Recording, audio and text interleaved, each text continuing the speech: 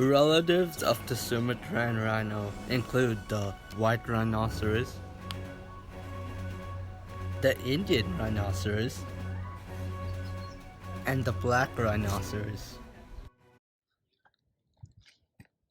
Unlike African rhinos, who live in Africa, Sumatran rhinos are attracted to a hot and humid climate, as well as a resource-rich area. These are all common traits of a tropical rainforest. These tropical rainforests are found in Indonesia and more commonly Borneo. Some of you may be wondering, where is Indonesia? It's located in the southern hemisphere by the Pacific Ocean.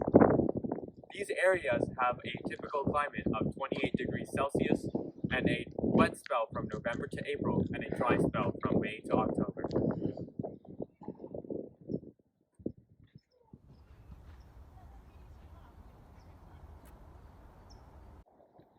The Sumatran rhino's method of thermoregulation or homeostasis is both endothermic and poikilothermic. They're able to produce their own body heat, but unlike humans, are unable to sweat. What they do is they seek bodies of water in order to release their body heat. Alternatively, they wallow in mud in order to give their inner heat a pathway to radiate. Sumatran rhinos are primary consumers, which means that they are herbivores and only consume producers. They're browsers, which means that they feed on fruits, twigs, leaves, shrubs, and anything that's just out in the open in the forest. They especially love eating mangoes and figs, as they should. They give off pheromones to tell other rhinos where they're at as they're browsing for food. They often just walk around the forest and browse the open parts of the trees and eat whatever is available. Now moving on to the Sumatran rhino's adaptations. For this critically endangered species to survive in its environment, the rhinos must undergo various structural, behavioral, and physiological adaptations. First, we have a structural adaptation for the Sumatran rhinos. This species possesses a prehensile, mobile, and flexible upper lip. They use this feature the same way elephants use their trunks to pick up things from the ground or food from plants. This is a structural adaptation that allows them to pick up necessary resources such as food from the ground and make their life easier.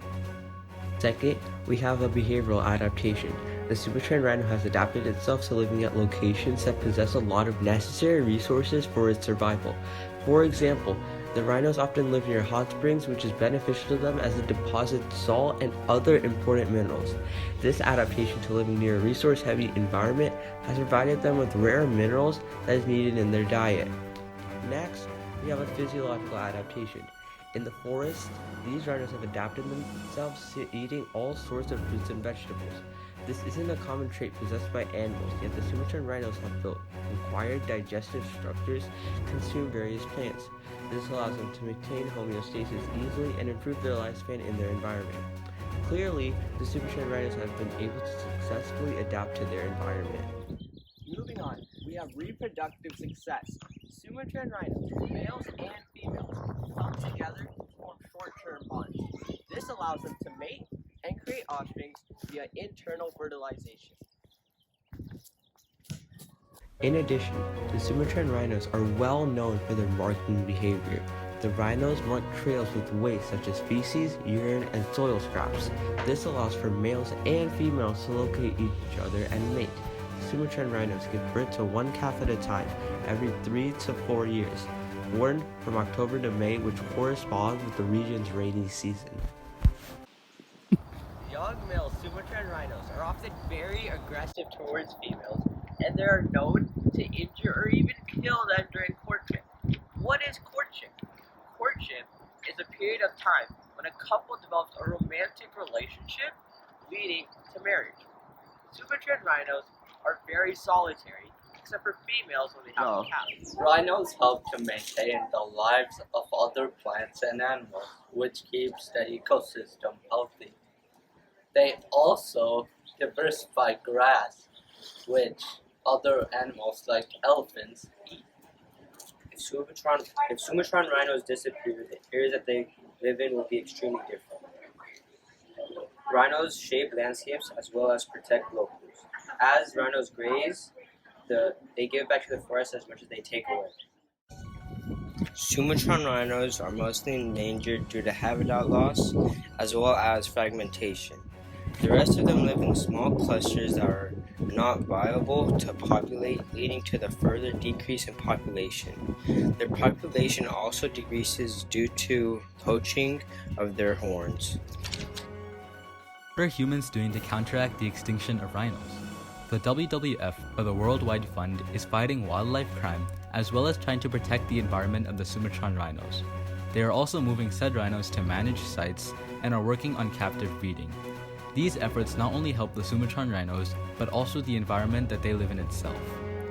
While Sumatran rhinos may be more in number to one of their relatives, the Javan rhino, they are also extremely endangered due to habitat loss and fragmentation.